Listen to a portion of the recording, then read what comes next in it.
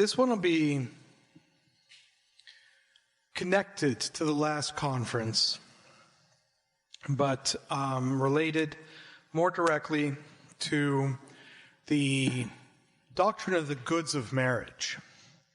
So any of you who have ever gone through my marriage preparation course knows that, or should have read, Casti Connubii by Pius XI, the encyclical on marriage. And he talks about the three ends of marriage, which are in canon law. They're in the Catechism, the Council of Trent, about what the three ends of marriage are: procreation and education of children, the mutual love and support of the spouses, and chastity, the control of concupiscence. Those are the three ends of marriage. There are three goods of marriage which help us to attain those things, because God, again, He doesn't just lay on us a whole bunch of restrictions and demands and commandments and whatever else without also giving us tremendous blessings. So He does give us commands. Be fruitful and multiply. That's a command. And any parent will tell you that while it may be beautiful and fun and everything else, it's also quite challenging. And there's a lot involved in having children. Yes, I saw at least one rolled eye there. So yes, I know I'm preaching to the choir. Having children is challenging. It is difficult. It's supposed to be. It's not supposed to be a walk in the park. It's a tremendous responsibility.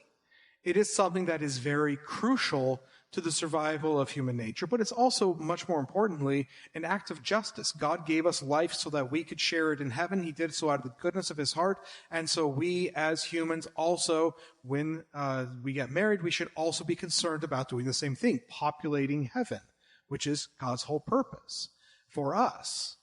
And so, as a result, it is injustice that we do so. So the command is so high because the justice and the responsibility is so high. And so the grace is also going to be proportionally high. But God understands that we don't just live by faith alone. We're not angels, we're not such great creatures, and we're not always so singly minded. We tend to be very distracted, dissipated, selfish creatures. As a result, God puts little bonuses into everything to help us accomplish what we need to accomplish. So He makes us support and help each other. He makes us learn chastity and control of our concupiscential desires, but He gives us a perk or a bonus or a good to help us countermand the difficulty and the sacrifice that is going to be entailed. So the three goods of marriage, which are correlated, interwoven into the three ends of marriage, are what are known as the prole, which is the bond, if you want to find a good translation for it. Most specifically, it refers to the intimate physical bond between spouses, but that's not the only form of bond. The other one is unicity and union. So the two things go together. Unicity, which means being one together in how we live our lives and how we work and everything else. And union and unicity also means exclusivity. Exclusivity. And the third good of marriage is fidelity. So those three are interwoven into the three ends of marriage. And they make everything so much easier. When we look specifically at the second one, which is where we're going to focus on, the unicity or union between the two, this is something that is crucial in our day and age. Everybody is very well aware of the problems with marriage in our modern world. All anybody has to do is get on social media for 10 minutes or whatever else, or just the news, and we hear stories, legendary stories, about unbelievable infidelity or whatever else. Any priest will tell you, spend enough time in the confessional, you'll hear every sin. Well, every sin has been heard and told. That's just life. Unfortunately, we human beings are not really great at what we're supposed to be. And that affects marriage. That affects how marriage is lived. And so we are supposed to make sure that we understand that when we get married, it is at the exclusion of all other people. So there are groups out there who try to be very Old Testament about things and try to keep polygamy alive. That is not ever something God blessed. And if you want proof of that, look at the great kings, David and Solomon. Their lives were hell because of women. Not because of women, but because of too many women. They became too much of a problem, too much of a burden. Marriage was never supposed to be a shared proposition. It was never supposed to be spread out. It was always ever supposed to be one man, one woman. That's why God created one man, one woman. He did not create one man and 25 women. He created one. There is a reason for that. So on the natural level, we know that polyamory is wrong. Polygamy, where it's just one man for many women, can be considered to be at least not anti-natural, because at least it's obvious who the father is in any given relationship or any given child. But it is still wrong. Whereas the reverse, polyandry, where there are many women, there are many men for one woman, then it becomes confusing. The family structure breaks down. It's impossible to maintain. But polygamy in of itself, of the multiple unions, is an impossibility. Because among other things, marriage is supposed to be a representation of the intimacy and love between the three persons of the Blessed Trinity. It is not supposed to be a multiplication of things. It is supposed to be the intimacy and love of God for a soul, which is the life of grace. So you multiply that out, you try to spread all that love around, and it's not the same thing even closely. It's impossible to have a perfectly fair system. Don't believe me? Read the story of Jacob sometime. Again, had a terrible time because of 2 wives and 2 concubines. The terrible time of it. And he did have his favorite. All the time. Rachel. She's prettier. So, as a result, it was a problem in the home. And there was a battling between who's going to take, who's going to be the preferred child. And who has more children is obviously the preferred spouse. And it becomes a competition. And so there's never peace at home. It's an impossibility when there is so much dissipation around. So the church wants, when Christ blessed marriage the way he did, he returned everything back to how it should have been in the first place, how it was in the first place. God in the Old Testament gave a lot of excuses, a lot of permissions, because he understood the weakness of the Israelites without having the life of grace that we have access to. They were able to make a lot more errors. They were able to make a lot more mistakes. And so he allowed a type of divorce under the law of Moses. He allowed for a type of polygamy with the laws of, with the monarchies and everything else that he established. But it was a permission. It was never supposed to be absolute. It was never supposed to be an absolute form of life. It was supposed to be a permission while a certain situation or status in the church or in the nation of Israel was going on, to avoid graver, more problematic issues. Now that now that grace has been established, and now that the church is a functioning body, and we are not depending upon prophets and kings anymore for the rule of law over marriage, and that marriage has been elevated from a natural contract to a sacrament, there are no more excuses. We're all out of excuses. So all the permissions that were granted before have been revoked. All the things that we used to rely on for the abuses of marriage, against marriage, are gone.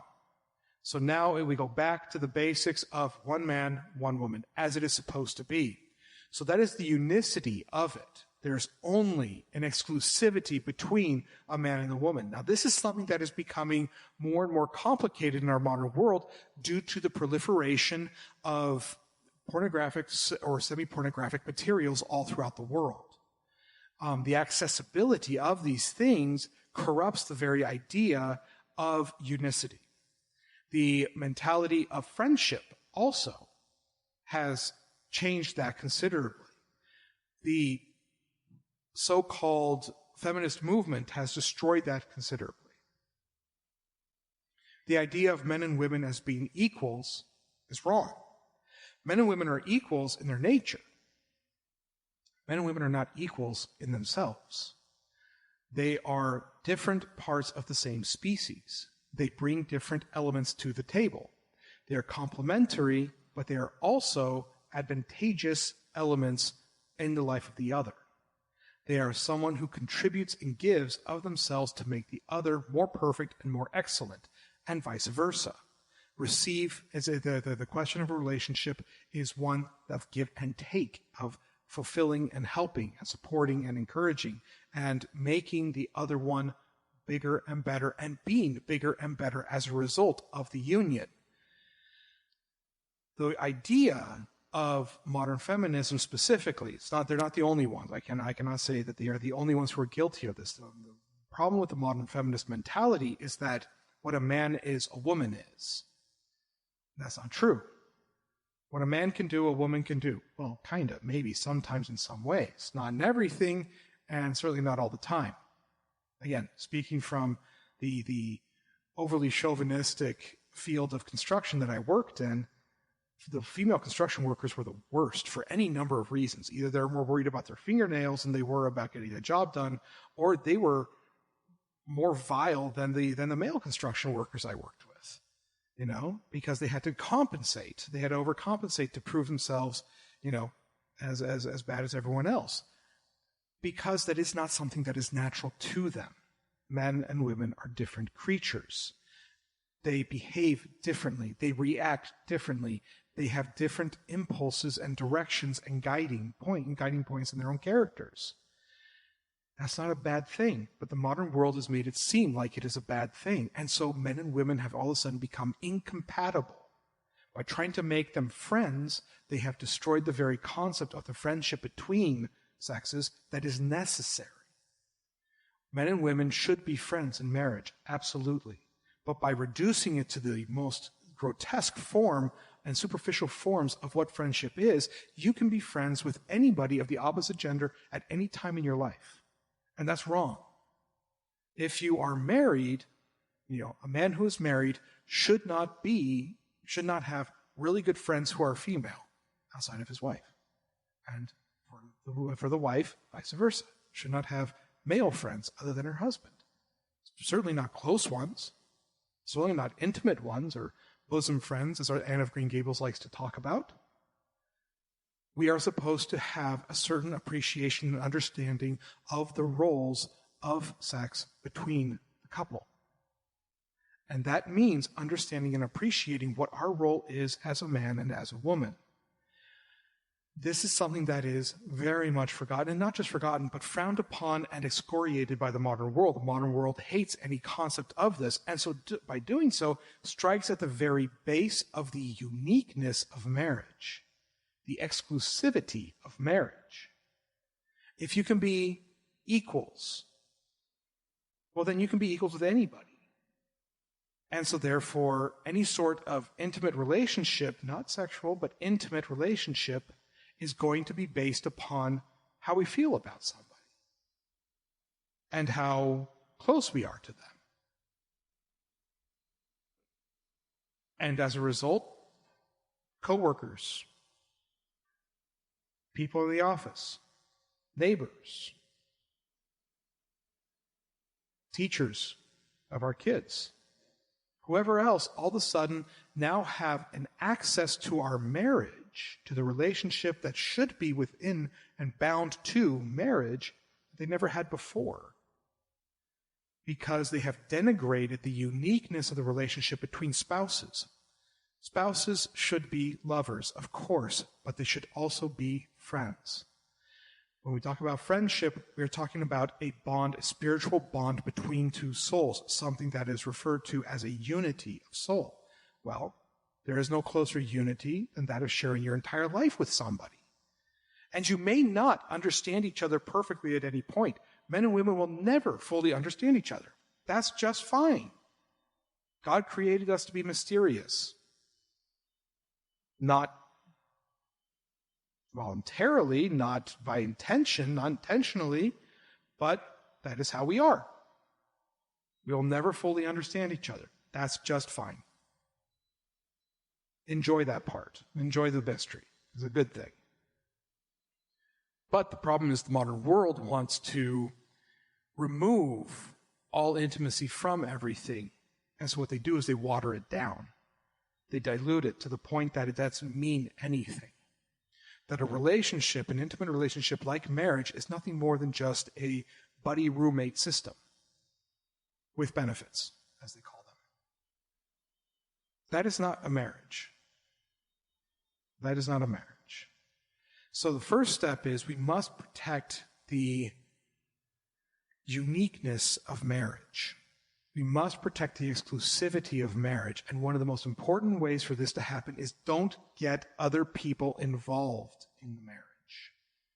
Could be in-laws, could be family, could be children, could be whatever.